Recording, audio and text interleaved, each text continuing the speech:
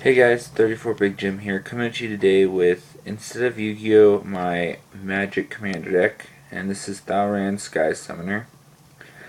So what he does is, for every instant sorcery spell you cast, you get a 2/2 Drake onto the battlefield. So he's going to be making a lot of tokens really fast, because as you can see, he's only a 4-drop. So it definitely makes it easier for you to bring him out and do stuff with him. So it really speeds up the process of trying to beat your opponent's face.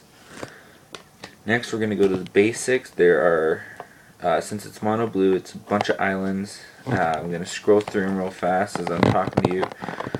There are 32 basic islands. And then there's a whole bunch of other good stuff. So, to start off, after we go to the basics, Commander is a singleton format, so each other card besides basics you can only have one of per deck. So, to start we have one Opal Palace, so that's going to provide any color mana, and then whenever we have to pull out our Commander multiple times, we can use this and put counters on him when he enters, so it's not as easy to kill.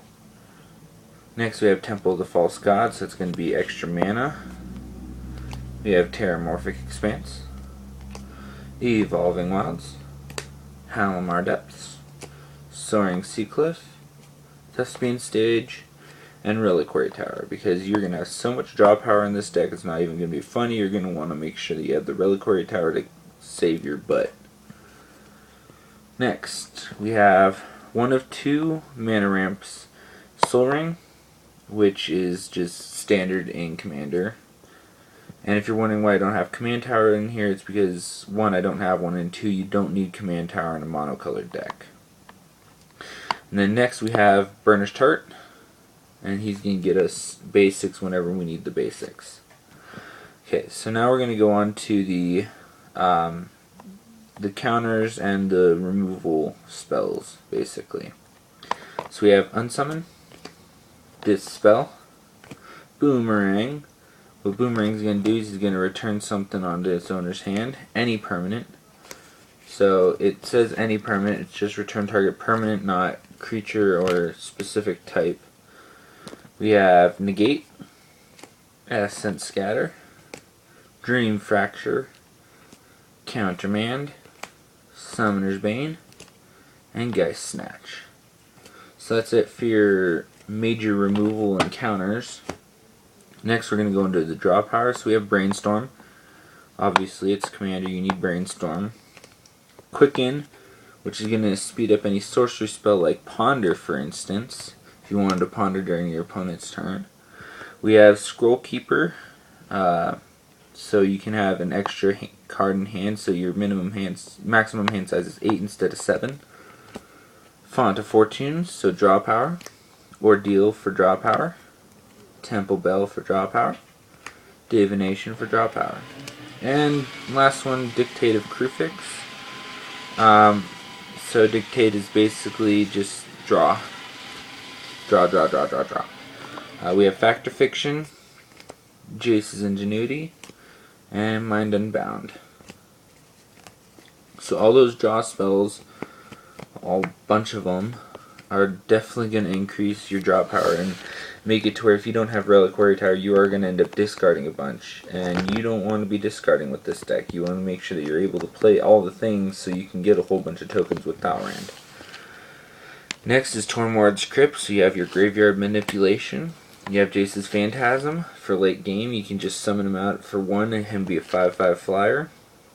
You have Elixir of Immortality in case you don't get your Reliquary Tower. You have Time Reversal. You have Mindseeker. You have Spell Twine, Diluvian Primordial, and Chancellor of the Spires. So Chancellor, what he's going to do is if he's in your opening hand, he's just going to make everyone mill 7. And then when he enters the battlefield, you can cast an insert sorcery card from an opponent's graveyard without paying its mana cost. So it's any opponent you want, and you can cast it for free. Next, we're going to go to deck manipulation. So we're going to start with Augur Bolas, Sigiled Starfish, Faded Infatuation, and Crundrum Sphinx. Next, we're going to go to Jace, because he's Jace, and if you're running mono blue, you need to have at least one Jace in there just to keep the theme going. Okay, so we have Triton Shore Thief. This is just the rest of the stuff that was basically filler because they don't have any of the really, really nice instants and sorceries that just own the game. Stratus Walk, Ludwig's Test Subject, Mistala Griffin, Talrand's Invocation, Cloaked Siren, Triton Shore Stalker, Retracting Helix, so that's going to be more removal for any creature. Thassa's Ire, Dungeon Geist, Clone, Levitation, Phyrexian Metamorph, Beguiler of Wills, Stuffy Doll, Archetype of Imagination, Asperia Skywatch, Shipbreaker Kraken, Hive Mind, Aetherling, Temporal Mastery, and your two big game finishers. So you have one Colossal Whale, so his Island Walk, and then his effect is whenever he attacks, you may exile a creature a defending player controls until Colossal Whale leaves the battlefield. So if you're able to get 8 or 10 attacks with Colossal Whale, you're basically just ruining your opponent. And then the last one, Stormtide Leviathan. So Stormtide is a game finisher because he has Island Walk and he prevents all creatures that don't have flying or Island Walk from attacking. So basically, all your stuff is going to be flying, and all your opponent's stuff is not because they can't have or gain it. So the only thing that can attack you is going to be the Island Walkers. But not many people play Island Walkers in their normal commander decks. So that's it for Talrand Sky Summoner. Thanks for watching, and hope to see you for my next vid.